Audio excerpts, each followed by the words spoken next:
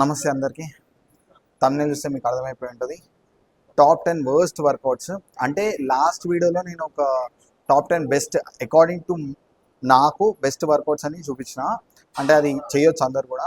కాకపోతే ఇది నాకు మాత్రమే కాదు, ఎవరు చేయకూడదు. నేను జిమ్లా అంత వర్స్ట్ వర్కౌట్స్. మీ టైం వేస్ట్, మీరు ఒక మజిల్ని టార్గెట్ చేస్తే అది ఇంకో మజిల్ ఇన్వాల్వ్ అవుతుంది, రిస్క్ ఆఫ్ ఇంజరీస్ ఎక్కువ ఉంటుంది. సో ఈ వీడియో ఎవరికైనా మనోభావాలు కానీ ఆభావాలు కానీ దెబ్బతింటే నాకు సంబంధం లేదు.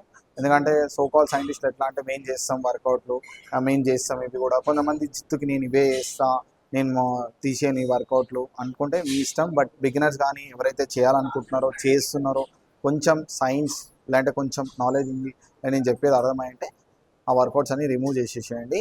దాన్ని వేరే వర్కౌట్స్తో కూడా రీప్లేస్ చేసుకోవచ్చు. దానికి నేను ఆల్టర్నేట్ వర్కౌట్స్ కూడా చెప్తాను. ఒకసారి లాస్ట్ 2 వీడియోస్ కిందట అనుకుంటా టాప్ 10 బెస్ట్ వర్కౌట్స్ చూపించినాను, అదొక్కసారి చెక్అవుట్ చేయండి. లేట్ చేయకుండా వీడియోలోకి వెళ్ళిపోదాం. Let's go. బేకార్ వర్కౌట్లో ఫస్ట్ వన్ ఈ ఆర్నాల్డ్ ప్రెస్. ఏ వర్కౌట్లో అయినా కాన్సెంట్రిక్ వేస్ ఈసెంట్రిక్ వేస్ ఉంటుంది, మీ అందరు తెలుసు. కాంట్రాక్ట్ చేస్తాం ఏదైనా మూవ్మెంట్లో, పుష్లో కానీ పుల్లో కానీ కాంట్రాక్ట్ చేస్తాం, రిలీజ్ చేసినప్పుడు ఈసెంట్రిక్లా స్ట్రెచ్ చేస్తాం. కాకపోతే ఈ ఆర్నాల్డ్ ప్రెస్లో ఏమవుతుంది, మీరు ఇట్లా కాంట్రాక్ట్ చేస్తున్నాం అనుకుంటారు, తర్వాత ఇట్లా ఈసెంట్రిక్ అనుకుంటారో, లేదంటే ఇది కాంట్రాక్టో ఇది ఈసెంట్రికో మీరే చెప్పాలి నాకు.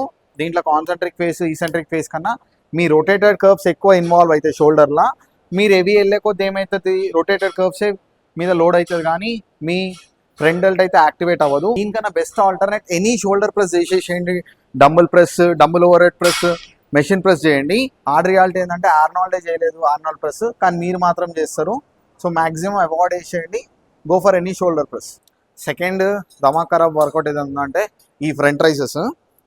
అని ఈ ఫ్రంట్ రైజెస్లో మీరు ఫ్రంట్ డెల్ట్ యాక్టివేట్ చేస్తున్నారు అనుకుంటారు, కానీ దీంట్లో ఫ్రంట్ డెల్ట్ యాక్టివేట్ అవుతుంది కానీ అంత అవ్వదు. మీరు దీనికన్నా బెస్ట్ షోల్డర్ ప్రెస్ చేయడం బెస్ట్. ఇంకొంతమంది ఎట్లా అంటే షోల్డర్ ప్రెస్ చేస్తారు, ఈ ఫ్రంట్ రైజెస్ కూడా చేస్తారు, ఫ్రంట్ డెల్ట్కి ఎక్కువ లోడ్ ఇస్తారు. కానీ మీ షోల్డర్లో మేజర్ లుక్ వచ్చేది సైడ్ డెల్ట్ వల్లే, ఎక్కువ ప్లేస్ ఉండేది కూడా సైడ్ డెల్టే. సో ఫ్రంట్ డెల్ట్కి అంత లోడ్ ఇవ్వకండి.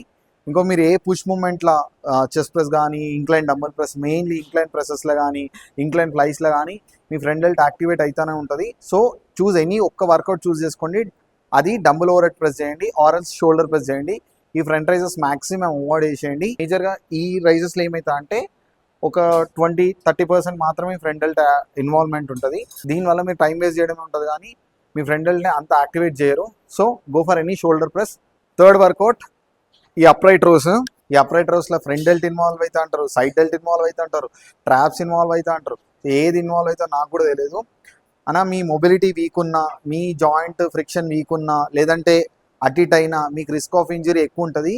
ఏ వర్కౌట్ మీద రీసెర్చ్ చేయలేదు కానీ ఈ దాని మీద ఎక్కువ రీసెర్చెస్ అయినాయి. ఇప్పుడు మీకు ఒక చెప్పాలంటే సింపుల్గా నా దగ్గర ఆ మెషిన్ లేదు, ఒక మిషన్ ఉంటుంది, దాన్ని మొత్తం మన ఏదైతే మజిల్ ఉంటుందో దాన్ని చుట్టూ పెట్టేస్తారు. సో మీరు చేసే వర్కౌట్ ఇన్వాల్వ్మెంట్ ఎంత పడుతుంది అనేది. ఈ అప్రైట్ రోస్లో ఏమవుతుందంటే మీకు ఒక పర్టికులర్ సైడ్ డెల్ట్ కానీ ఫ్రంట్ డెల్ట్ కానీ టార్గెట్ చేస్తుంటే అంత పడదు. హెవీ కంపౌండ్ మూవ్మెంట్ అంటారు. ఇప్పుడు చాలామంది ఓల్డ్ స్కూల్ వాళ్ళు చేసిరు అంటే అన్న వాళ్ళ మొబిలిటీ ఫ్రీ ఉంటుంది, చేసిరు. ఇప్పుడు మీరు అదే ఓల్డ్ స్కూల్ వాళ్ళు చేసిరు, మేము చేస్తే ఏమైందంటే సరే రా భయ్ ఇప్పుడు చేసిరు, ఇప్పుడు ఇంత మెషినరీస్ వచ్చేసినాయి కదా, మళ్ళీ మీరు పోగానే మెషిన్ల మీద పడతారు. సో మెషినరీస్ రావడం కానీ లేదంటే ఇంకా రీసెర్చ్ చేయడం ఎందుకు, మన ఇన్వాల్వ్మెంట్ అనేది ఎక్కువ ఉండాలి, రిస్క్ ఆఫ్ ఇంజరీని రెడ్యూస్ చేయాలని చెప్పి అంత రీసెర్చ్ చేస్తారు. అందుకనే కొత్త మిషన్స్ ఇన్వెంట్ చేస్తారు. ఏఐ జనరేట్ చేసిన కూడా మిషన్స్ ఇన్వెంట్ చేశారు. ఎందుకు, రిస్క్ ఆఫ్ ఇంజరీని తగ్గించడానికి. సో మనిషికి మొబిలిటీకి ఎంత ఫ్రీగా ఉంటే అంత ఫ్రీగా ట్రైన్ చేయడానికి. ఇంతకుముందు చెప్పిన 2-3 వర్కౌట్స్లో రిస్క్ ఆఫ్ ఇంజరీ ఉండకపోయినా పర్లేదు కానీ అది టైం వేస్ట్. కానీ దీంట్లో రిస్క్ ఆఫ్ ఇంజరీ ఎక్కువ ఉంటుంది. మీరు ఏ మజిల్ని అయితే టార్గెట్ చేయాలనుకుంటే అదొక. సో మీరు పర్టికులర్గా సైడ్ డెల్ట్ని టార్గెట్ చేయాలనుకుంటే go for any lateral raises. Front డెల్ట్ని టార్గెట్ చేయాలంటే గో ఫర్ షోల్డర్ ప్రెస్. లేదు నేను ట్రాప్స్ని టార్గెట్ చేయాలనుకుంటే go for shrugs. Next one ఈ ప్లేట్ ఇట్లా పెట్టి ఇట్లా ముందుకు పుష్ చేస్తూ ఉంటారు. దీనివల్ల ఈ చెస్ట్ మధ్యలో లైన్ వస్తుంది అది అని చెప్తారు. అలా ఇట్లా పుష్ చేసేటప్పుడు మీరే ఒక్కసారి ఫీల్ అవ్వండి, గ్రావిటీ కిందకు పుల్ చేస్తుంది. సో హ్యాండ్స్ మీద పడతారు. ఇది పడుకొని చేసేయడం కూడా బేకారే. ఇట్లా నించుని కాకపోతే ఇట్లా లీన్ అయ్యి ఇట్లా పైకి ప్రెస్ చేస్తారు ఈ ప్లేట్ పట్టుకొని. దీనివల్ల చెస్ట్ లైన్ వస్తుంది, లేదంటే చెస్ట్ మంచిగా గ్రో అవుతుంది అనుకుంటారు. ఇది ఇంకా అసలైన టైం వేస్ట్ వర్కౌట్. ఈ చెస్ట్ లైన్ రావాలంటే ఏదైనా ఫ్లైస్లో మంచిగా క్రియేట్ అవుతుంది. లేదు ఇట్లనే ఇంక్లైన్లో చేస్తారు అంటే గో ఫర్ ఇట్లా డంబుల్ ఫ్లైస్, లేదంటే మీ జిమ్లా ఇట్లాంటి ఇంక్లైన్ ఫ్లైస్ మిషన్ ఉన్నా, లేదంటే కేబుల్స్ మీద కూడా వేయచ్చు ఆ లైన్ కోసం. ఆ లైన్ ఏమి మీరు వేసిన 2-3 మంత్స్కి వచ్చేది, అది ఇయర్స్ ఆఫ్ టైం పడుతుంది చెస్ట్ లైన్ రావాలంటే. ఓ మీరు అట్లాంటి వర్కౌట్లు వేసుకుంటా ప్లేట్లతోటి టైం వేస్ట్ చేసుకోకూరి. సో గో ఫర్ ఇట్లా డంబుల్ ఫ్లైస్.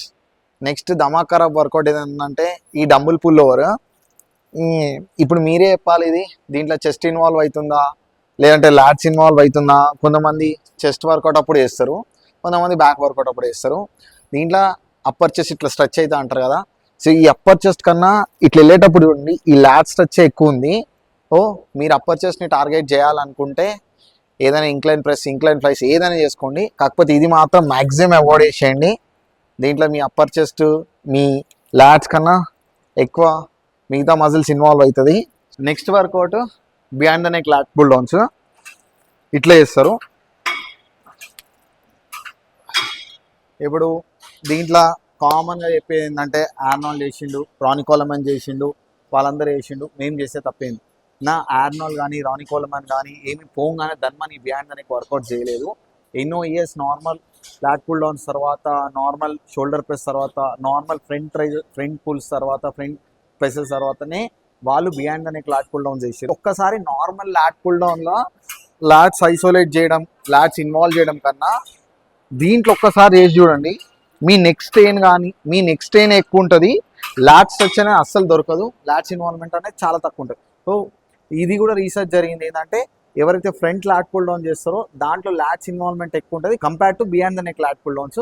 సో మీరు ఏ బియాండ్ ద నెక్ వర్కౌట్స్ ఏం చేయకూడదు. అనవసరంగా ఇట్లాంటి వర్కౌట్ చేసుకుంటాం, ఇంజురీస్ చేసుకోవడం కన్నా ఇట్లాంటి మ్యాక్సిమం అవాయిడ్ చేయడం చాలా better. Next one waiter curls. ఇప్పుడు ఈ వెయిటర్ కర్ల్స్లో బైసెప్ ఇన్వాల్వ్మెంట్ కన్నా మీ రిస్ట్ ఇట్లా రొటేట్ అవ్వడంలో ఎక్కువ ఉంటుంది. సో నార్మల్గా లైట్ వెయిట్ తోటి చేసినప్పుడు ఓకే, కానీ హెవీ లోడ్ అయితే మీ రిస్ట్ పెయిన్ అవుతుంది, మ్యాక్సిమం రిస్క్ ఆఫ్ ఇంజరీ కూడా ఎక్కువ ఉంటుంది రిస్క్కి. సో మీరు బైసెప్ ఇన్వాల్వ్ చేయాలంటే any bicep curls, hammer curls, రాడ్తో చేసే curls, preacher curls, Bayesian curls, ఏ కర్ల్స్ అయినా చేసేయండి, కానీ వెయిటర్ కర్ల్స్ మాత్రం అస్సలు చేయకూడదు. Next one skull crushers. ఇది పర్సనల్గా నేను చెప్తున్నా అవాయిడ్ చేసేయండి, ఎందుకంటే అందరికి సూట్ అవ్వదు. కొంతమంది చేయగలుగుతారు, బిగినర్స్ అయితే చేయకూరి. దీంట్లో మెయిన్లీ మన ట్రైసెప్లో లాంగ్ హెడ్ టార్గెట్ అవుతుంది అంటారు కదా. సో మీరు ట్రైసెప్ని టార్గెట్ చేయాలనుకుంటే go for any overhead extension, డంబుల్తో కానీ రోప్తో కానీ. దీంట్లో ఏమవుతుంది అంటే మీ షోల్డర్ మీద లోడ్ అవుతూ ఉంటుంది, షోల్డర్ మీద పెయిన్ పడుతూ ఉంటుంది. మోడరేట్ వెయిట్ ఉంటే okay, when you're going heavy మీరు ప్రోగ్రెస్ చేసే కొద్ది ఏమవుతా అంటే షోల్డర్ మీద లోడ్ అయిపోతూ ఉంటుంది, ట్రైసెప్ ఇన్వాల్వ్మెంట్ తగ్గిపోతూ ఉంటుంది. నెక్స్ట్ వన్ మనం వార్మప్ కోసం ఈ షోల్డర్ ఎక్స్టర్నల్ రొటేషన్ చేస్తాం కదా, ఇది కాకపోతే ఇది డంబుల్ మీద చేస్తారు. సో సింపుల్, ఇది లాజిక్ కూడా. మనం ఇట్లా డంబుల్ ఇట్లా పట్టుకుంటే గ్రావిటీ కిందకు పుల్ చేస్తుంది. కిందకు పుల్ చేసే కొద్దీ మన షోల్డర్ ఎక్స్టర్నల్ రొటేషన్ ఫ్రీ అవ్వడం కన్నా మిగతా మజిల్స్ మీద లోడ్ అయిపోయి దాని మీద ఇంజరీ ఉంటుంది. ఈ వార్మప్ అనేది వేస్ట్ అయిపోతూ ఉంటుంది, ఎక్స్టర్నల్ రొటేషన్ అవ్వదు. సో మీరు చేయాల్సి వస్తే కేబుల్ మీద చేయండి. నా 4 ఆర్మ్స్ కోసం కొంతమంది ఇట్లా ఇట్లా ఇట్లా ఇట్లా తిప్పేస్తూ ఉంటారు, ఏమనంటే మొత్తం రొటేషన్ అవుతుందని. సో ఒక్కసారి చూడండి, మీరు ఈ 4 ఆర్మ్స్ ఇన్వాల్వ్మెంట్ కన్నా మీ హ్యాండ్స్, షోల్డర్స్, ట్రైసెప్స్ ఇవే ఇన్వాల్వ్మెంట్ ఎక్కువ ఉంటుంది. ఓ మీరు 4 ఆర్మ్లో 2 ఉంటాయి, flexure side, extension side. So దీనికి మీరు ఇట్లాంటిది ఏదైనా మూమెంట్ని చూస్ చేసుకోండి, ఇంకోటి ఇట్లాంటిది ఏదైనా మూమెంట్ని చూస్ చేసుకోండి. చాలు, అయిపోయినాయి. 10 చూపించిన, ఇంకా చాలా ఉన్నాయి, అన్నీ చూపించుకోవడం అయితే టైం సరిపోదు. నెక్స్ట్ ఎప్పుడైనా పార్ట్ 2 చూపిస్తా. మళ్ళీ చెప్తున్నా, లాస్ట్ వీడియో ఒకటి నేను తీసిన, అది టాప్ 10 బెస్ట్ వర్కౌట్స్, ఒక్కసారి అది చెక్అవుట్ చేయండి, చాలా హెల్ప్ అవుతుంది. ఇప్పుడు నేను ఏవైతే చూపించినానో వర్స్ట్ వర్కౌట్స్ అసలు చేయకూరి. ఇంకా కొంతమంది ఎఫెండ్ అవుతారు, మనోభావాలు దెబ్బతింటే నాకు సంబంధం లేదు, ఎట్లాగో చేసేటోళ్ళు చేయకుర్రా అంటే ఇంటలేరు. నేను మస్తు మందికి చేసి చూపించిన, కొంతమంది అయితే చేంజ్ చేసుకుంటారు. సో బిగినర్స్ కానీ, ఇంటర్మీడియట్ కానీ, బేసిక్గా టీనేజర్స్ కానీ ఎవరైతే చేద్దాం అనుకుంటారో కంప్లీట్లీ అవాయిడ్ చేసేయండి.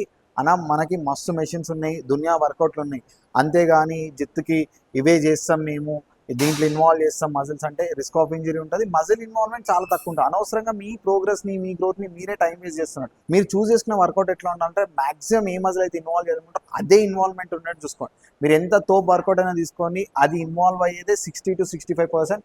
ఇంకా కొన్ని వర్కౌట్స్ ఎక్కువ ఇన్వాల్వ్మెంట్ ఉంటుంది. సో అలాంటప్పుడు మీరు చూస్ చేసుకున్న వర్కౌట్ ఎట్లా ఉండాలి, మాక్సిమం దానికే ఇచ్చేటట్టు ఉండాలి. అంతేగాని ఈ అప్రైట్ రోస్, ఈ బియాండ్ ద నెక్స్ అవి ఇవి దాంట్లో ఏమైందంటే మిగతా మజిల్స్ ఇన్వాల్వ్మెంట్ ఉంటుంది, రిస్క్ ఆఫ్ ఇంజరీ ఎక్కువ ఉంటుంది. ఓ అస్సలు దాంట్లో గోకురి. ఏదైతే చూస్ చేస్తారో వర్కౌట్ని దాన్ని మాస్టర్ చేయండి, దాన్నే 100% ఇచ్చేయండి. వీడియో ఇక్కడ దాకా తీసుకురాబట్టి లైక్ చేయండి, సబ్స్క్రైబ్ చేసుకోండి. ఓ ఇది నేను ఆల్రెడీ మర్చిపోయినా వర్స్ట్ వర్కౌట్ చేయాల్సింది వీడియో అని చెప్పి, మీరే గుర్తు చేశారు కాబట్టి చేసిన. మీకు ఎట్లాంటి వీడియోస్ కావాలో నాకు కమెంట్ చేయండి, లేదంటే ఇన్స్టాగ్రామ్కి వచ్చైనా డిఎం చేయండి. Make sure to follow on Instagram also.